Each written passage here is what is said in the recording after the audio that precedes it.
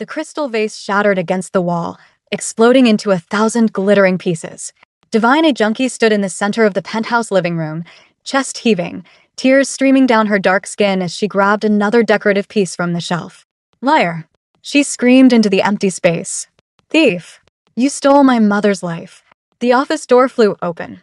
Lee Kong-soo emerged for the first time in 3 weeks, his shoulder-length black hair loose around his face, eyes wide with something that might have been shock. Might have been concern. Divine couldn't tell anymore. She couldn't tell anything through the rage and heartbreak choking her. What's happening? His voice was rough from disuse, the Korean accent thick. Divine whirled on him, another vase clutched in her shaking hands. Everything is a lie. My mother is dying in Lagos and the man I trusted stole everything in you. Her voice cracked. You won't even look at me. The vase slipped from her fingers, hitting the ground with a hollow thud. Divine's knees buckled. She sank onto the imported rug, surrounded by broken glass and shattered dreams, and finally let herself break completely. Am I invisible? The words came out as a whisper. Am I not woman enough? I crossed an ocean for money that never came. I'm trapped here with a man who treats me like a ghost while my mother fights for her life, and I can't even save her because I was stupid enough to trust. Her voice gave out entirely. The sobs took over, raw and ugly and real. Through her tears, she saw expensive leather shoes appear in her line of vision. Hong-soo knelt in the broken glass, not even flinching when the shards cut through his designer pants into his knees. Your agent stole from you? His voice was quieter now, dangerous in its controlled calm. Divine laughed bitterly. He's not an agent. He's a thief. And I'm a fool who believed in love. She looked up at him through wet lashes. Just like I believed this contract was real. That the money would save my family. That maybe, just maybe, I'd matter to someone again. Something flickered across Kong-soo's face. The mask cracked, just for a moment, and Divine glimpsed the man underneath. Wounded. Haunted. Alive. Tell me his name, Kong-soo said. What? The man who hurt you. Tell me his name. But to understand how Divine A Junkie ended up on a penthouse floor in Seoul, begging a Korean stranger for help, you have to go back 6 weeks. Back to Lagos. Back to when her world first started falling apart. Divine had been dancing in the kitchen of Mama Blessing's Bukka, her mother's restaurant in Surulere, when the call came. The small establishment was packed as usual, customers waiting for Divine's famous moi moi and jollof rice. Afrobeats pumped through the speakers as she moved between pots, her long locks swaying with each step, her curves hugging the Ankara dress she wore for work. Sister. Phone. Her younger sister Chioma burst through the kitchen door, face pale, hands trembling as she held out the mobile. It's the hospital. The wooden spoon fell from Divine's hand. She knew. Before the doctor even spoke, she knew. Stage 5 kidney failure. Your mother needs a transplant immediately. The cost is 30 million naira. Divine's vision blurred. 30 million. They had 147,000 in the bank. Their family home in Yaba was already mortgaged for 5 million to keep the restaurant running during the last fuel crisis. She had 72 hours to find 30 million naira or plan her mother's funeral. That night, Kingsley Okonkwo found her crying in his car outside Eco Hotel. He smelled like expensive cologne and wore designer everything, his gold chain catching the streetlights as he pulled her close. Baby, stop crying. I have a solution. Divine lifted her head from his chest. Kingsley, there's no solution. It's 30 million.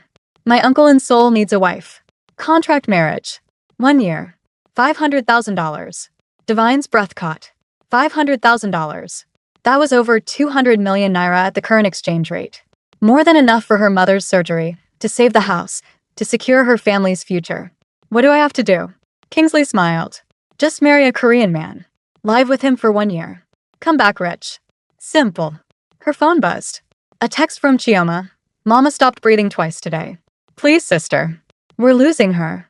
Divine's hands shook as she signed the contract Kingsley produced from his glove compartment. She didn't read it carefully.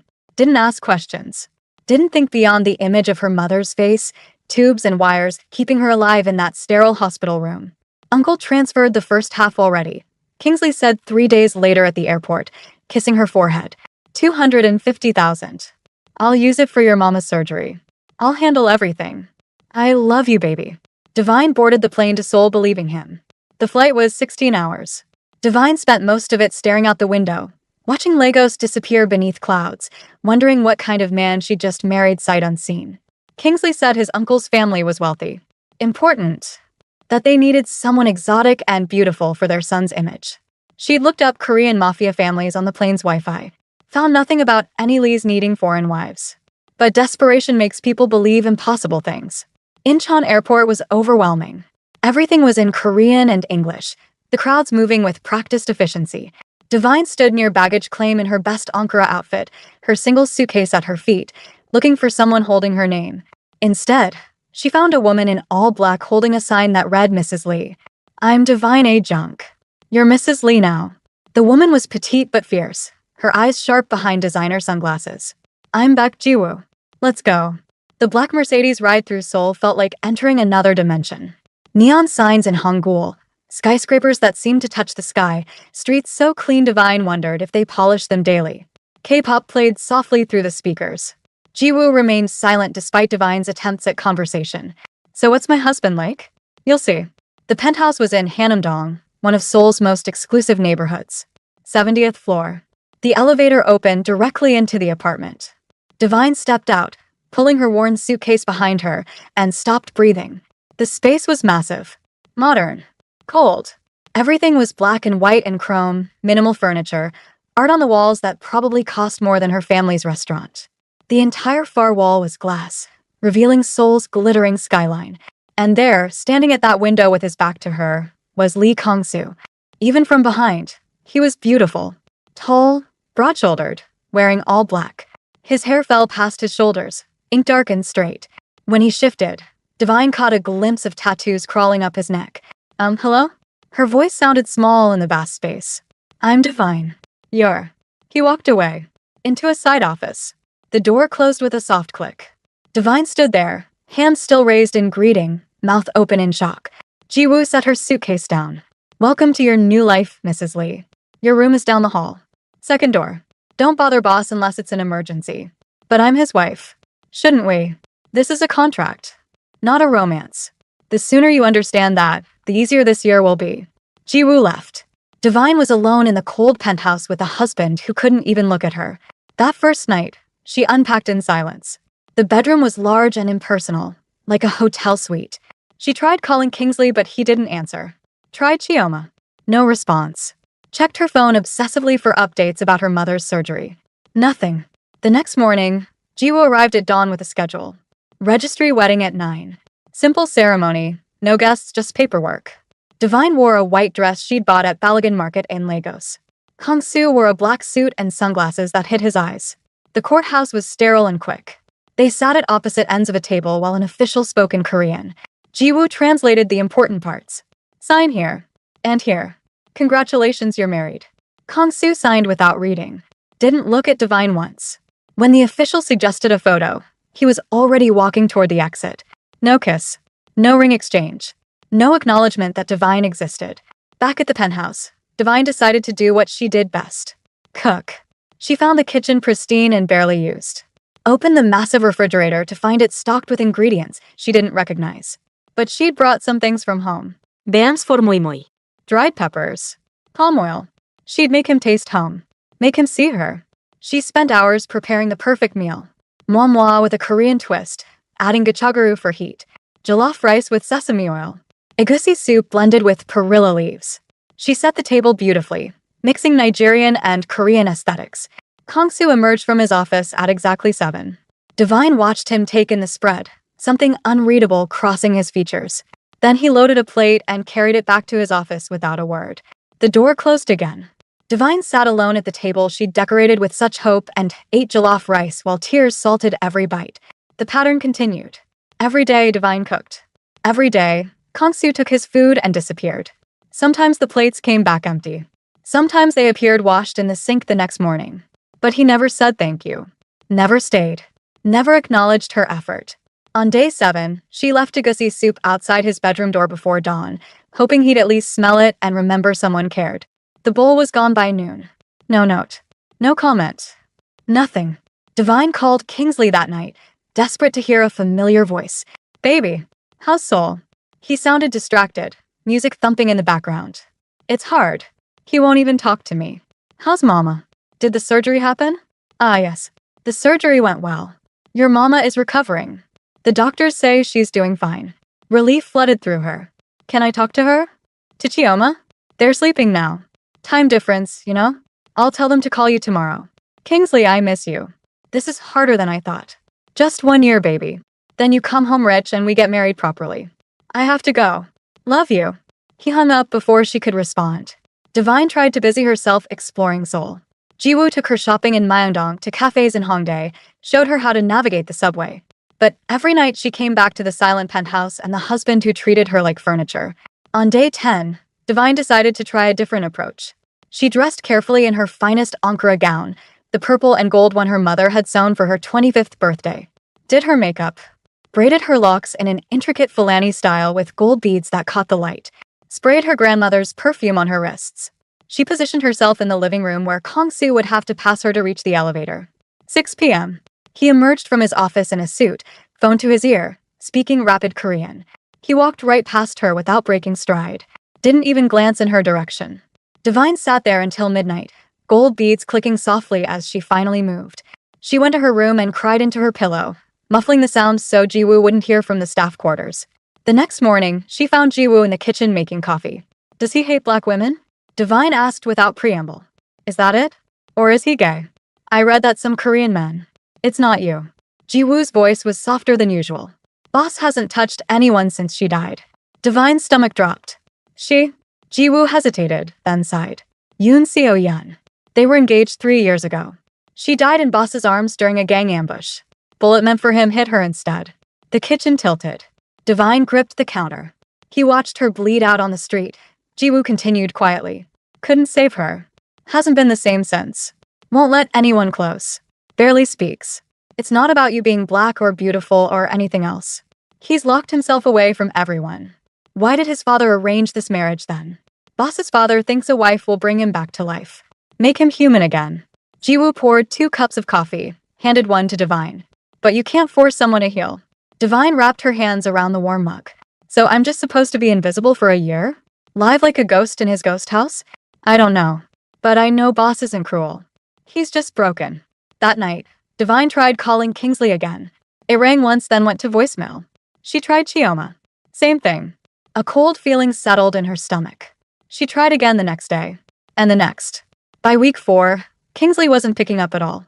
Divine found Jiwoo in her office, going through paperwork. Can I ask you something?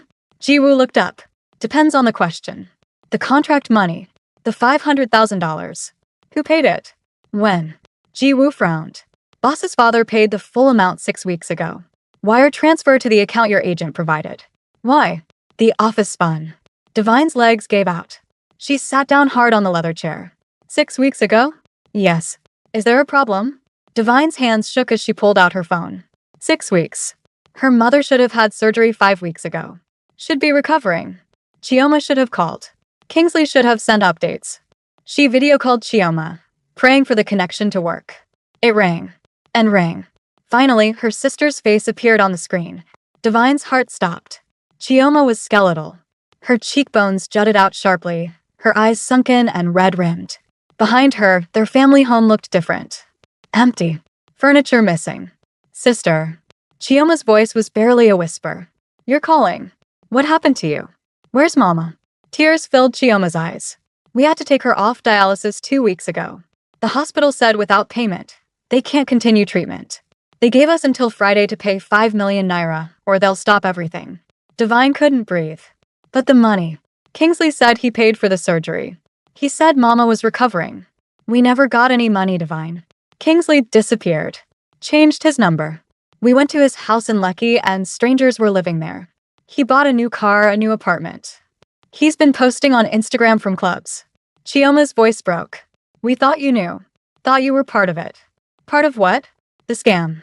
To get the Korean family's money. The phone slipped from Divine's fingers, clattering on the desk. She stood up, stumbled backward. The room was too small. The air was too thin. No. No. She grabbed the decorative vase from Jiwoo's shelf and hurled it at the wall. It exploded in a satisfying crash. She grabbed another. And another. Screaming with each throw. Liar. Thief. Which is how she ended up on the living room floor 30 minutes later, surrounded by broken glass, with Kong-soo kneeling in front of her asking for the name of the man who destroyed her world. Divine looked up at him through tears. really looked at him for the first time. His eyes were dark brown, almost black, with shadows underneath that spoke of sleepless nights. A small scar cut through his left eyebrow.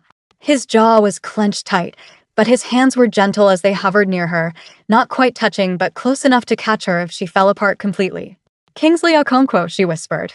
Lagos, Nigeria. He took everything. My mother is dying and he's buying cars and clubbing and I can't save her. I can't do anything. I'm useless. Kangsu stood abruptly, pulled out his phone and spoke in rapid Korean, his voice sharp and commanding. Divine caught words that sounded like orders, like violence barely contained. He made 3 more calls, each one shorter and more intense than the last. Finally, he looked down at her. Stand up. What? Stand up, Divine. She did, legs shaky. Glass crunched under her feet. Your mother. Which hospital? Eco Hospital. Lagos. But it's done. What's done? He turned his phone screen toward her. A banking app showed a completed transaction. $600,000 transferred to an account labeled Blessing, a junkie medical fund. Divine's knees buckled again. Kangsu caught her this time, his hands firm on her shoulders. It was the first time he'd touched her. His palms were warm through her thin shirt. That's more than the contract, she breathed. Interest. For your pain. I don't understand. You won't speak to me. Won't look at me. But you saved my mother? His hands dropped. He stepped back, creating distance again. Because I know what it's like to watch someone you love die. If I can stop that for you, I will. He turned toward his office. Wait. Divine's voice came out stronger now. Why won't you touch me? Kangsu stopped. His shoulders tensed. You should rest. I've been resting for a month. I've been invisible for a month. Answer the question. Why won't you touch me? Divine. Is it because of her? Seo Yun? He flinched like she'd struck him. Jiwoo talks too much. Jiwoo cares about you. So answer me. Why? Because everyone I touch dies. His voice was raw. My mother. Seo Yun. I'm poison, Divine. The smart thing would be to stay away from me. What if I don't want to be smart? He finally turned to face her fully. Then you're a fool. Maybe. But I'm a fool who just watched her husband save her mother's life. A fool who cooks for a ghost every night hoping he'll taste it and remember he's alive. A fool who traveled across the world because she trusted the wrong man. But maybe, her voice caught. Maybe I ended up exactly where I needed to be. Something cracked in Kangsu's expression. Pain. Longing. Fear. You don't know what you're saying. Then help me understand. Talk to me. Please. I'm so tired of silence. For a long moment, he just stared at her. Then he spoke, and his voice was barely above a whisper. 2 a.m. If you still want answers, find me on the balcony. He disappeared into his office, leaving Divine standing in broken glass and tentative hope. Divine couldn't sleep. She lay in her bed watching the digital clock tick toward 2 a.m., her heart hammering against her ribs. At 1:45, she gave up pretending and went to the bathroom. Washed her face. Stared at herself in the mirror. Her locks were messy from tossing and turning. Dark circles shadowed her eyes. She looked exhausted and desperate, and nothing like the confident woman who'd left Lagos a month ago. But her mother was alive. The money had transferred. Chioma had called back an hour ago, crying with relief, saying the hospital had confirmed payment and scheduled emergency surgery for tomorrow morning Lagos time. Kangsu had done that. The man who wouldn't speak to her had saved the person she loved most in the world. At 1:58, Divine wrapped herself in a silk robe and padded barefoot through the dark penthouse. The balcony was accessible through the living room, a space she'd never seen Kangsu use. She slid open the glass door. He stood at the railing, back to her, hair loose and moving in the night breeze. Souls spread out below them like a sea of lights. The air was cool, carrying the faint scent of rain. I wasn't sure you'd come, he said without turning. I wasn't sure you'd actually be here. Divine stepped closer, hugging herself against the chill. You're good at disappearing. I've had practice. He pulled something from his pocket. A bottle of whiskey and 2 glasses. Poured amber liquid into both and handed her one. You'll want this for the story. Divine took the glass. Their fingers brushed. Kangsu pulled back like he'd been burned. Jiwoo told me about Seo Yun, Divine said quietly. I'm sorry you lost her. I didn't lose her. He downed his whiskey in one swallow. I killed her. The ambush wasn't your fault. Wasn't it? He turned to face her finally, and in the dim light from the city below, she could see the self-hatred carved into his features. I knew the risks. Knew that loving me made her a target. Knew that my enemies would use anyone I cared about to get to me. But I was selfish. I wanted her anyway. Divine sipped her whiskey, letting the burn ground her. What happened? We were leaving a restaurant in Gangnam. Our engagement dinner. She was laughing about something, I don't even remember what. Then I saw the car. Black sedan. Windows down. His voice went flat, emotionless. The way people sound when they've told a story, so many times it's lost all meaning. I tried to push her down. Tried to cover her. But the bullet found her anyway. Right here. He touched his chest, just left of center. She looked at me. Said my name. And then she was gone. Just like that. For seconds and she was gone. Divine's throat tightened. Kongsu. Her brother set it up. Her own blood. He owed money to a rival gang. Thought if I died, he'd inherit her share of her family's business. He knew our schedule. Knew where we'd be. Kongsu laughed bitterly. Everyone I love either dies or betrays me. My mother died giving birth to me. Seoyeon died because I loved her. So I stopped. Stopped talking. Stopped touching. Stopped feeling anything at all. That's not living. That's just existing. It's safer. Divine set down her glass and moved closer.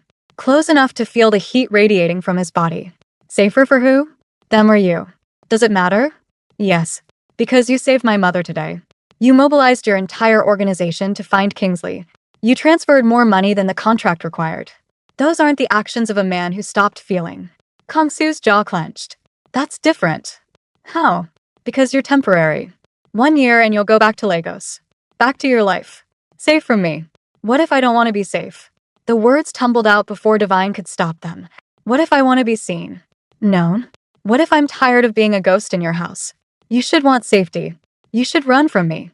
I crossed an ocean because I trusted a liar. Lost everything because I believed in love. My mother almost died because I was naive enough to think Kingsley cared about me. Divine's voice shook, but she didn't look away. I've already been destroyed, Kongsu. By someone who smiled while he did it. So if you're worried about hurting me, you're 3 weeks too late. His hands gripped the railings so hard his knuckles went white. I'm not Kingsley. I know. Kingsley was warm and charming and told me everything I wanted to hear. He touched me all the time. Kissed me. Said he loved me. She stepped closer still, until there was barely air between them. And it was all lies. But you ignore me. Hide from me. Won't even look at me. And somehow you're the one who saved my life. Divine don't. Don't what? Don't see you? Too late. Don't want you? Already do. Don't ask for more than you can give? She reached up and touched his face, her palm against his cheek. He jerked like she'd electrocuted him but didn't pull away. I'm not asking you to love me, Kongsu. I'm asking you to let me exist. To acknowledge that I'm here. That I'm real. His breathing had gone ragged. If I let you in, if I touch you, you'll what? Kill me? I'm already dying of loneliness in your beautiful prison. You deserve better than me. Maybe. But you're what I have. And I'm what you have. So can we at least try to be human together? For a long moment, they stood frozen. Divine's hand on his face. His eyes closed. The city breathing around them. Then Kongsu's hand came up and covered hers. His fingers were calloused and warm and trembling slightly. I don't know how to do this anymore, he whispered. Don't know how to let someone close without destroying them. Then we'll figure it out together. But Kongsu? Divine waited until he opened his eyes. I'm not Seoyeon. I'm not fragile. I'm a Nigerian woman who survived Lagos traffic, Kingsley's betrayal, and a month of your silence. I'm stronger than you think. A ghost of a smile touched his lips. You cook like you're trying to heal the world. Maybe I am. Maybe I'm trying to heal you. That's a dangerous project. Good thing I like danger. This time when he smiled, it was real. Small and broken but real. You're insane. Probably. Is that a problem? It should be. His thumb traced across her knuckles. But somehow it's not. They stood like that, hands joined, until the sky began to lighten in the east. Divine shivered in the pre-dawn chill, and Kongsu finally moved, shrugging off his jacket and draping it over her shoulders. It smelled like him. Expensive cologne and something darker. Something uniquely his. Thank you, she said. For everything. For my mother. For Kingsley. For this. Don't thank me yet. Kingsley is still out there. What did you do? Called some contacts in Lagos. They found him at Quillock's nightclub in Victoria Island, drunk and bragging about his Korean connection. Kongsu's expression hardened. He's been posting on Instagram. New car. New apartment in Lekki. New girlfriend. Living off your pain. Divine's stomach churned. I loved him. For 2 years, I thought he was the one. He's a parasite. And parasites don't stop until they're removed. Kong-soo pulled out his phone, showed her a video. Kingsley in a club, champagne bottle in hand, laughing. The caption read, "When your Korean plug comes through." Half a milli baby. Rage burned through Divine's grief. He's celebrating. While my mother was dying, he was celebrating. My men have eyes on him. When you're ready, I can make him disappear. Permanently. Divine looked at Kong-soo sharply. You mean kill him? I mean make him wish he'd never heard your name. No. No killing. Divine's voice was firm despite the anger coursing through her. I want him arrested. Prosecuted. I want him to face what he did legally. That could take months. Years even. I don't care. I won't become like him. Won't let revenge make me a monster. Something shifted in Kong-soo's eyes. Respect, maybe. Or surprise. You're very different from the people in my world. Is that bad? No. It's terrifying and strange, and he paused. Refreshing. They went inside as the sun crested the horizon, soul transforming from shadow to gold. Divine made coffee while Kong-soo sat at the kitchen counter, watching her move through the space like it was the most fascinating thing he'd ever seen. You never eat breakfast, Divine observed, pulling ingredients from the refrigerator. I'm usually working.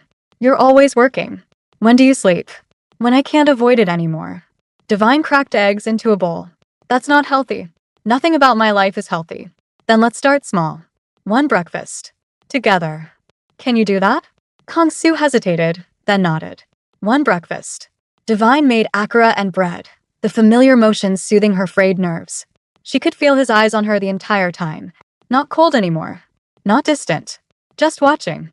Present. When she set the plate in front of him, their fingers brushed again. This time, neither of them pulled away. What is this? He asked, poking at the golden fritters. Akara. Nigerian bean cakes. Try it. He took a cautious bite. His eyes widened. This is incredible. Don't sound so surprised. I told you I can cook. You didn't tell me you were a magician. He took another bite, then another, eating with a genuine appetite Divine had never seen from him before. Where did you learn? My mother. She taught me everything. Said food is how Yoruba women show love. Divine sat across from him with her own plate. Every dish tells a story. This one is about new beginnings. Taking something simple and transforming it into something beautiful. Is that what you're trying to do with me? Transform me? No. I'm trying to remind you that you're already beautiful. You've just forgotten. Kong-soo set down his fork and looked at her fully. You've been here a month and you think you know me? I know you save people you don't have to save. I know you feel guilty for things that aren't your fault. I know you're lonely even though you pretend you want to be alone. Divine met his gaze steadily. And I know that somewhere under all that ice, there's a man who still knows how to care. You just don't trust yourself anymore. You're right. I don't. Then trust me instead. Just for today. Can you do that? He considered this for a long moment. Then he picked up his fork again and took another bite of akara. One day, he agreed quietly. I can try one day. One day became 2. Then 3. Then a week where Kong-soo emerged from his office for breakfast every morning, sitting across from Divine while she cooked and talked about everything and nothing. He didn't say much, but he listened. Really listened. And slowly, incrementally, the ice began to crack. Divine learned things about him in those quiet mornings. He hated sweet coffee but loved sweet bread. He had a scar on his left hand from a childhood accident involving his father's car.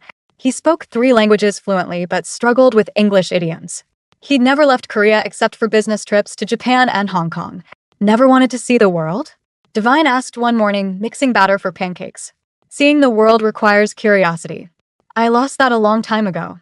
Or maybe you just lost people who made you curious. She poured batter onto the hot pan, watching it sizzle. Tell me something. Before Seo-yeon died, what did you want? What made you happy? Kong-soo was quiet for so long Divine thought he wouldn't answer. Then music. I played piano. Classical mostly. Chopin. Debussy.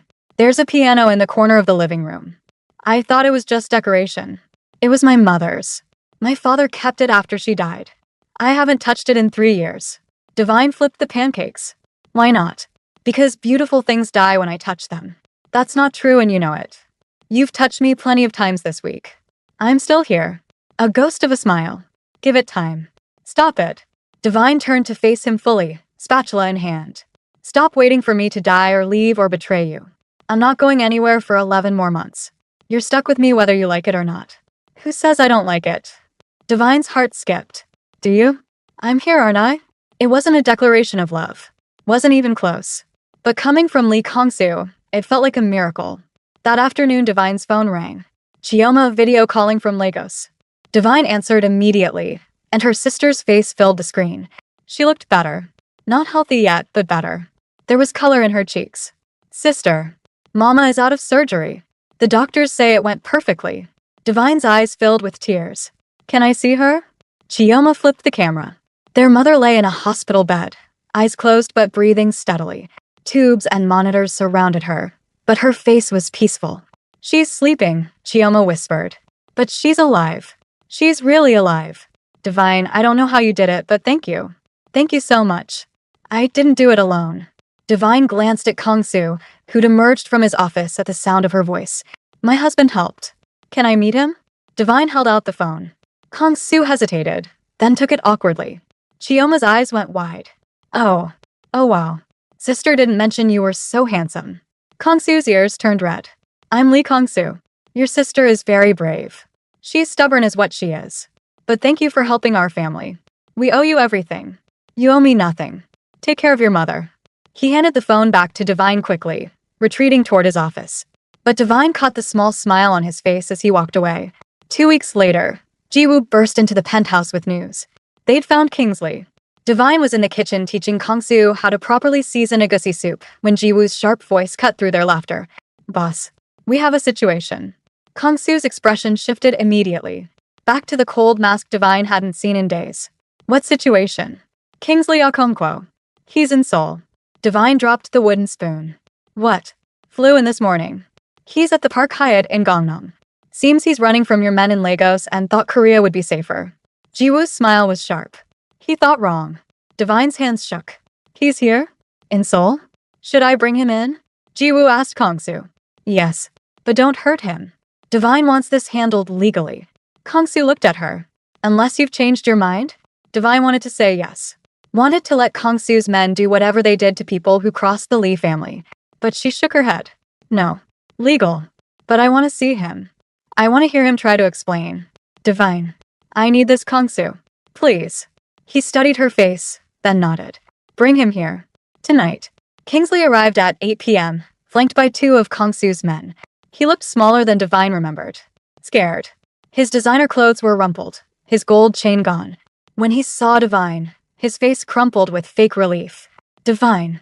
Baby. Thank God. I've been trying to reach you.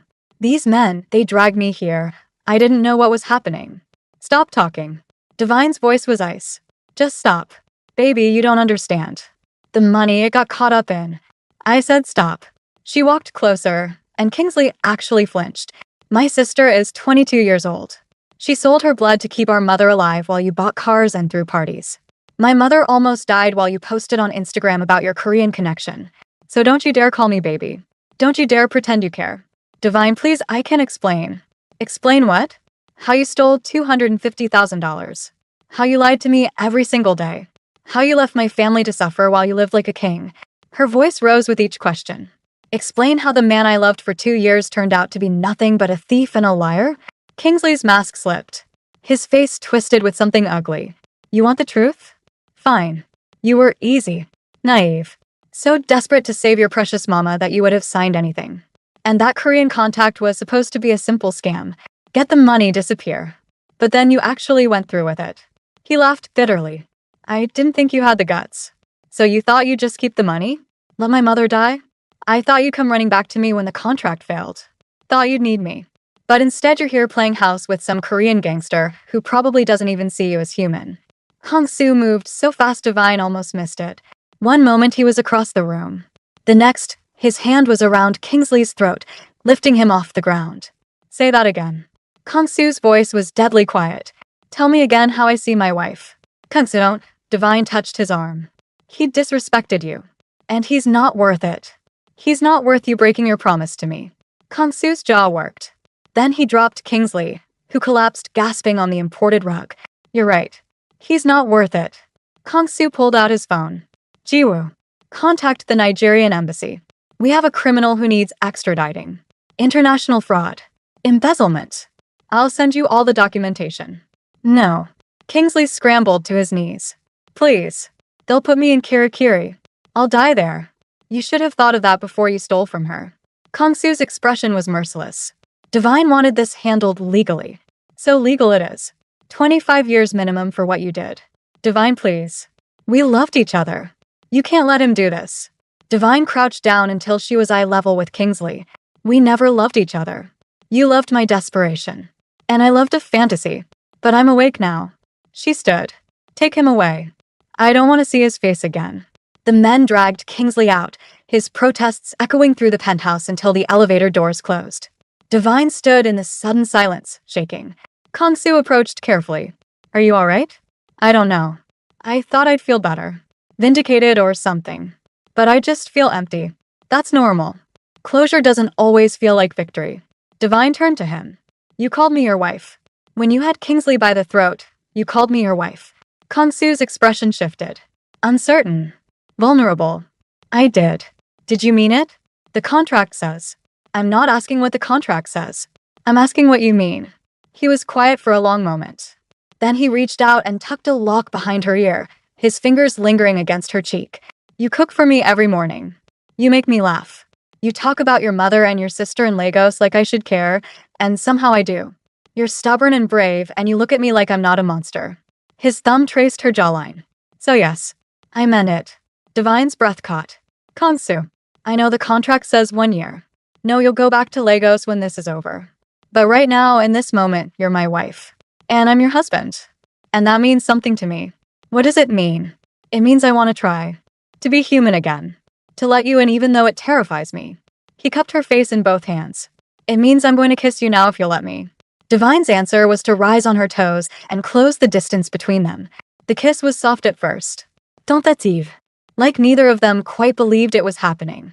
Then Kongsu's hands slid into her locks, and Divine's fingers clutched his shirt, and the kiss deepened into something desperate and real and achingly honest. When they finally broke apart, both breathing hard, Kongsu pressed his forehead to hers. I don't know how to do this, he whispered. Don't know how to love someone without destroying them. Then we'll learn together. 1 day at a time. 1 breakfast at a time. 1 kiss at a time. What if I fail? What if I hurt you? Then you hurt me. And we figure it out. But Kongsu? She pulled back enough to meet his eyes. You need to forgive yourself. For your mother. For Seo Yun. For all the things you think you've done wrong. Because holding on to that guilt is killing you. I don't know if I can. Then let me help you. That's what wives do, right? He smiled. Actually smiled. Is that what the marriage contract says? I don't know. I never read it. Neither did I. They laughed, and the sound filled the empty penthouse with something that felt dangerously close to joy. That night, Divine found Kongsu on the balcony again. But this time, when she joined him, he pulled her close, wrapping his arms around her from behind. They stood like that, watching Seoul glitter below them. And for the first time since arriving in Korea, Divine felt like she was exactly where she belonged. My father orchestrated this whole thing, Kongsu said quietly. The contract. The marriage. He knew Kingsley was a fraud from the beginning. Divine stiffened. What? Jiwoo found the paperwork. My father hired investigators before approving the contract. He knew Kingsley would steal the money. Knew you'd be stranded here. Knew you'd need help. So he used me? Used us both? He gave us a chance. A messy, manipulative, terrible chance. But a chance nonetheless. Kongsu turned her in his arms. I'm not saying I forgive him, but I'm saying maybe something good came from something bad. Divine considered this. So what happens now? We have 11 months left on the contract. We live them. Together. And then he hesitated. And then we decide. If you want to go back to Lagos, I won't stop you. But if you want to stay, his voice dropped. I'd like you to stay. That's a long time from now. Let's focus on today. Today I want to take you somewhere. Where? It's a surprise. But you'll need to dress warm. An hour later, they were in Kongsu's car, driving through Seoul's nighttime streets. He wouldn't tell her where they were going, just kept smiling that small secret smile whenever she asked. They ended up at a 24-hour music store in Hongdae. Kongsu led her past guitars and drums to the piano section. Pick one, he said. What? Pick a piano. Anyone you want. Divine stared at the array of beautiful instruments. Kongsu, I don't play piano. I know, but I do. And I want to play for you. He sat at a gorgeous black grand piano, and his fingers found the keys like coming home. The first notes of Chopin's Nocturne in E-flat major filled the store, achingly beautiful and sad and hopeful all at once. Divine watched his face as he played. Watched the tension drain from his shoulders. Watched him become someone younger and freer and unburdened by ghosts. When the last note faded, he looked up at her with tears in his eyes. I haven't played since she died. Couldn't bear to touch something that beautiful. But tonight I wanted to. For you. Divine crossed to him and kissed him softly. Thank you for letting me in. Thank you for refusing to give up on me. They bought the piano. Had it delivered to the penthouse that night. And in the weeks that followed, Kangsu played for Divine every evening while she cooked, filling their home with music and laughter and the sound of two broken people learning how to be whole. 6 months into their contract, Divine opened Seoul Bukka, a Nigerian-Korean fusion restaurant in Itaewon. Kangsu funded it. Jiwoo managed the business side. Divine created magic in the kitchen, blending her mother's recipes with Korean ingredients until she had customers lined up around the block. Mama Blessing flew to Seoul for the grand opening, healthy and glowing and crying with pride. She hugged Kangsu, so tight he couldn't breathe. You saved my life, she told him in English she'd been practicing. Now you're family. Forever. Kangsu, who'd faced down rival gangs without flinching, looked completely terrified of this small Nigerian woman's fierce love. Divine had never loved him more. 1 year after Divine arrived in Seoul, the contract expired. They sat on their balcony, the document between them. So Kangsu said, "What do you want to do?" Divine picked up the contract and tore it in half. "I want to stay. Not because a piece of paper says I have to, but because I choose you. Every day. For as long as you'll have me." Kangsu pulled her into his lap and kissed her like she was oxygen, and he'd been drowning. Forever then. I choose forever. They got married again 6 months later. A real wedding this time. Traditional Nigerian ceremony in Lagos with Divine in Iro and Buba, Kangsu sweating in Igbada and loving every minute. Then a Korean ceremony in Seoul with hanbok and bowing and Kangsu's father crying openly about finally getting his son back. At the reception, Divine's restaurant catering the fusion menu, Kangsu stood to make a toast. I was dead before you, he said simply. You brought me back to life. And I will spend the rest of mine making sure you never regret it. Divine raised her glass. To new beginnings. To choosing love even when it scares us. And to the best mistake I ever made. Marrying me was a mistake? The best one. They kissed as their guests cheered, 2 continents united in celebration, and somewhere in heaven, Yoon So-yeon smiled, finally at peace knowing the man she loved had found his way back to joy. The video fades on Divine and Kangsu dancing. Lagos meets Seoul. Darkness transformed to light. 2 broken people made whole. If this story touched your heart, hit that subscribe button and drop a comment telling us what you felt. Share this with someone who needs to believe in second chances. And remember, sometimes the wrong plane takes you to exactly the right destination. Part 2 coming soon, where Divine and Kangsu face their biggest challenge yet when ghosts from the past threaten everything they've built. You won't want to miss it.